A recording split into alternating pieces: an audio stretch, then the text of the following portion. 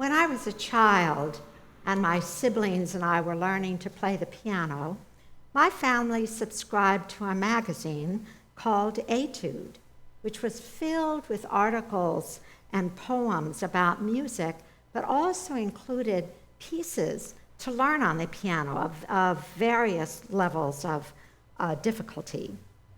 I eagerly looked forward to this magazine every month so that I could learn some of the pieces that were included that month.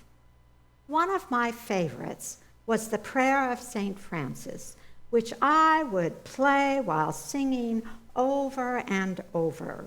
The tune was different from the beautiful one sung by our choir a few minutes ago, but the words were basically the same. Lord, make me an instrument of your peace. It sort of went, Lord, make me an instrument of your peace. Where there is hatred, let me so love. I'm not going to sing anymore because it would be too cruel to you. But you get the idea. I didn't know anything about St. Francis back then, I don't think, other than what I inferred from the prayer and statues of him that I'd see in people's gardens. We see them a lot nowadays. He was gentle, humble, and loved little birds. But in fact, the man didn't begin his life with anything close to resembling such humility. Francis was born in the town of Assisi, Italy, in the late 12th century. The exact date isn't known. His father was a wealthy merchant, and Francis grew up knowing nothing of poverty. In his early years, according to the Catholic Encyclopedia, no one loved pleasure more than Francis. He had a ready wit, sang merrily, delighted in fine clothes — I would have loved to have gone shopping with him — and showy display. Handsome and gallant, he soon became the prime favorite among the young nobles of Assisi, the leader of the civil revels, the very king of frolic. But in his 20s, he began having dreams that seemed to beckon him to a deeper spiritual life. It is said that one day he came unexpectedly upon a poor man suffering from Hansen's disease, more commonly known as leprosy. The sudden appearance at first filled Francis with disgust, and he instinctively retreated. But finally, controlling his initial aversion, Francis drew closer to the man, embraced him, and gave him all the money that he had on him.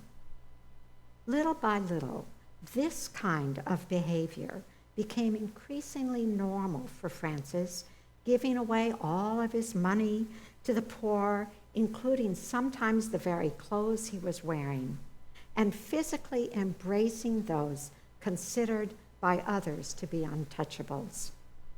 This behavior caused him to be ridiculed and shunned. Eventually, even his father disinherited him. But Francis remained undeterred.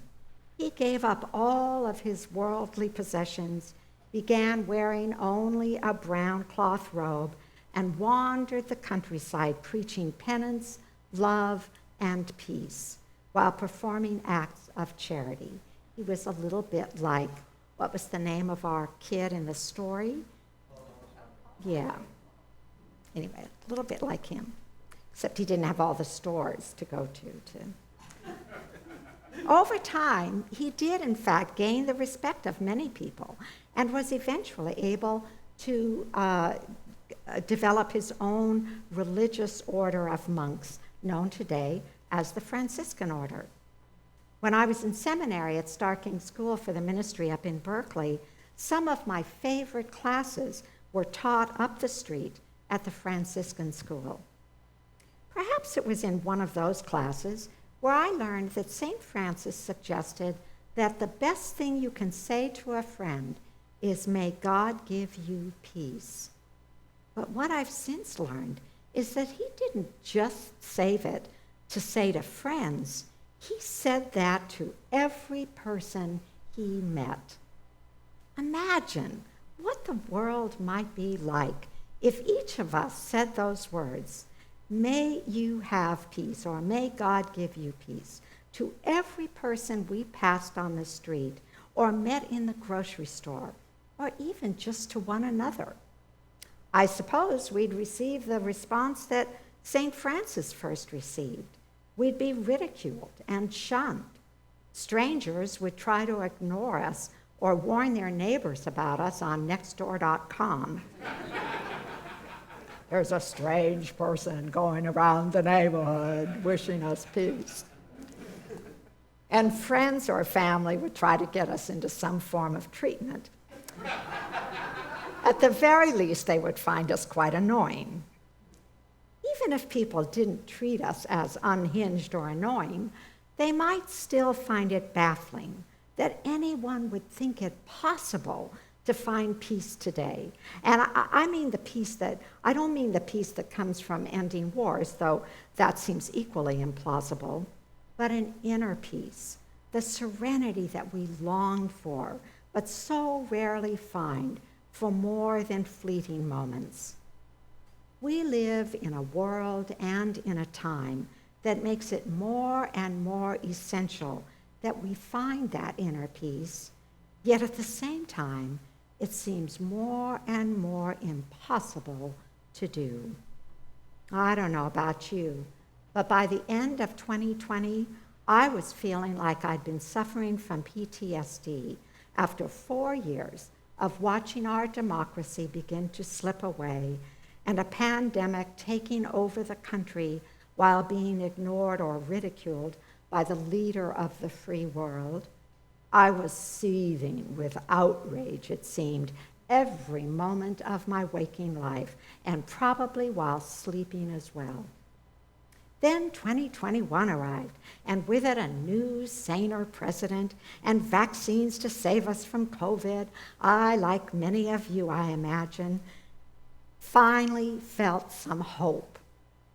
But then the Capitol was attacked, and lies about the election exploded, and people refused the vaccine or to mask up, so the virus continued to surge, and once again, the disease of rage and despair set in. At least it did in me. Inner peace? I don't think so.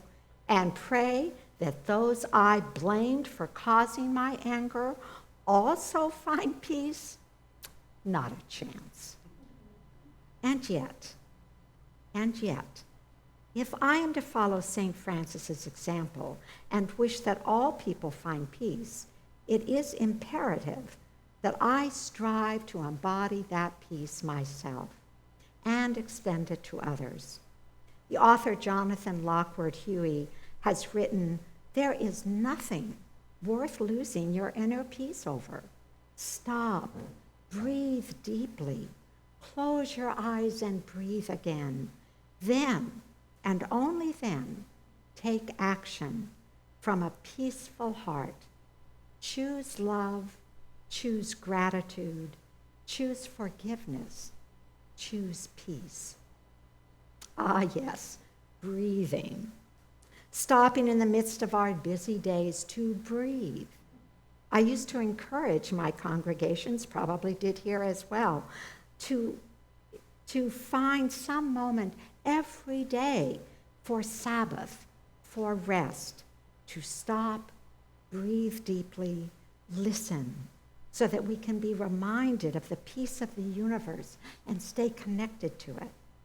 As these Gaelic runes from our hymn book wish for us, deep peace of the running wave to you, deep peace of the flowing air to you, deep peace of the quiet earth to you, deep peace of the shining stars to you, deep peace of the infinite peace to you. Peace is all around us if we only take some time each day to breathe it in and make it our own. Yet, believe me, I know how difficult that can be.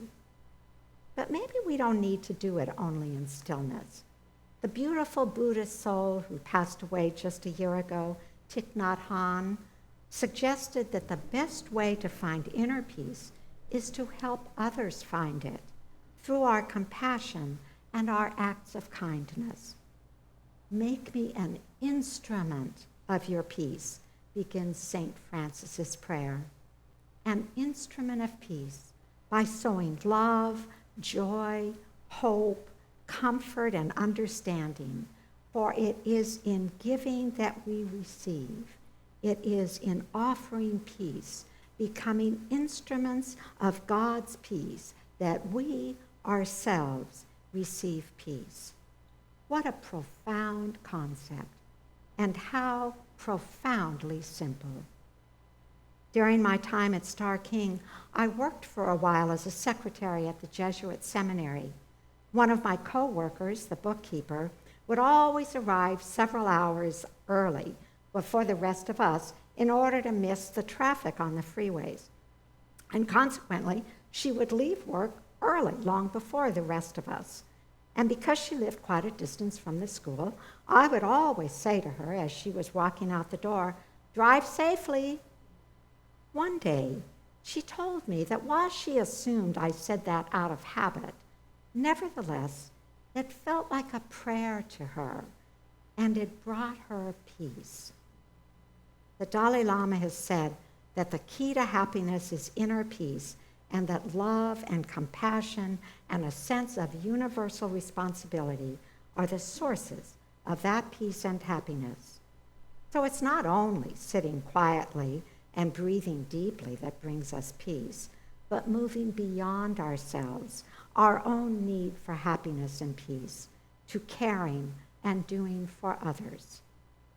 The host of NPR's Speaking of Faith, Krista Tippett, said in a speech somewhere that compassion is organic across all religions, yet transcending them as well.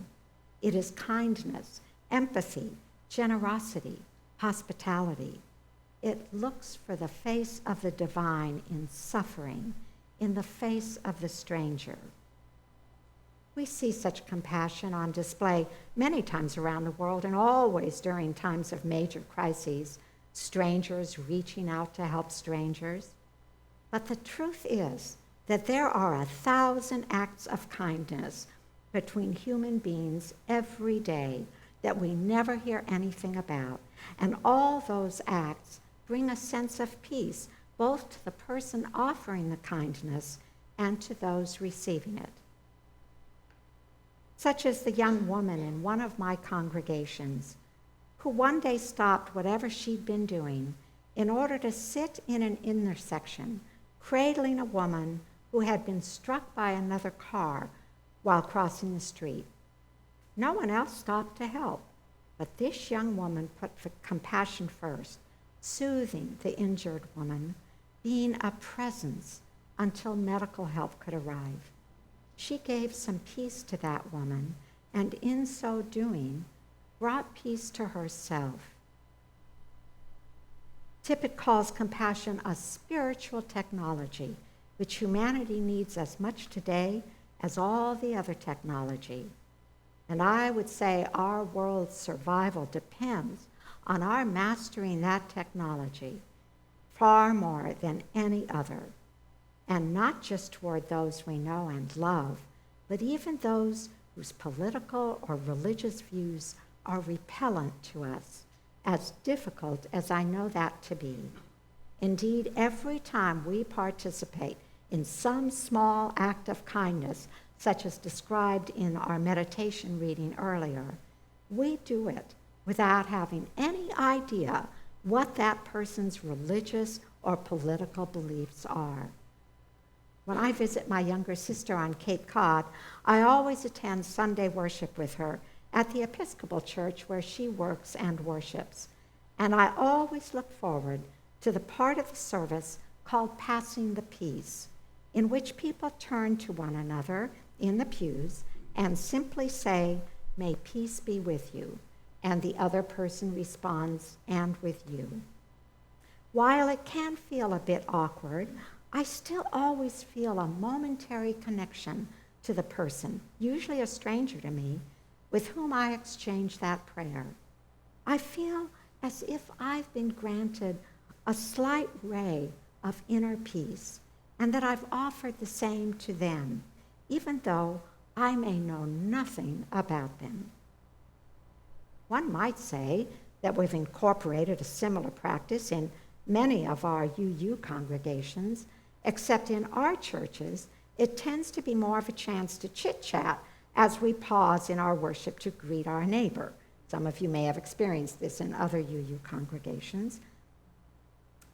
I've even sometimes heard people conducting a little bit of church business during that moment of greeting. And while I admit that I do enjoy the cacophony of voices that rises up for those few minutes in the service, I actually have wished for some common words of peace that we might say to one another, though I've never been able to persuade any congregation of doing that. But I wonder how it might feel to hear, "May peace be with you," from your spouse or child, especially if you'd argued with them just before coming to church. How would it feel to say, "May peace be with you," to someone in the congregation who, and I know this is hard for you to imagine, you find annoying?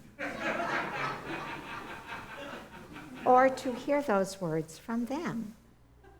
What if you entered this worship space during a particularly painful time in your life and a complete stranger simply said to you, "May peace be with you"?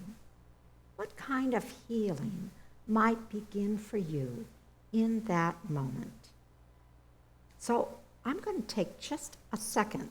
I hadn't thought of doing this until now. Just turn to the person next to you and say, just humor me, say, "May peace be with you," and respond back, "and with you."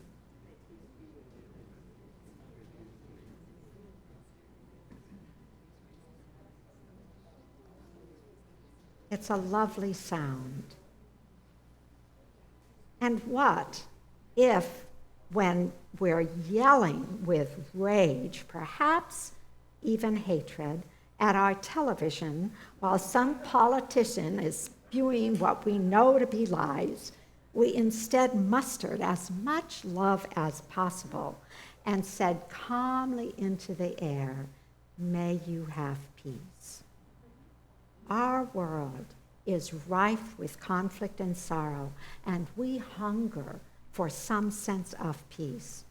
But I believe that you and I and all human beings are the embodiments of that peace, that it flows from us to others every time we speak words of compassion, perform acts of kindness, and work for justice. Perhaps that is how we say, "May peace be with you." Dr. Rachel Naomi Remen tells us that in the beginning of creation, the original light of the universe shattered into countless pieces, lodging as shards inside every part of creation. The highest human calling, the story tells us, is to look for the hidden shards of light, point them out to others when seen, then gather them up, and in so doing, repair the world. May we become beacons of that hidden light. Through our acts of kindness and justice, may we be instruments of peace, and in so doing, come to know peace ourselves. Amen.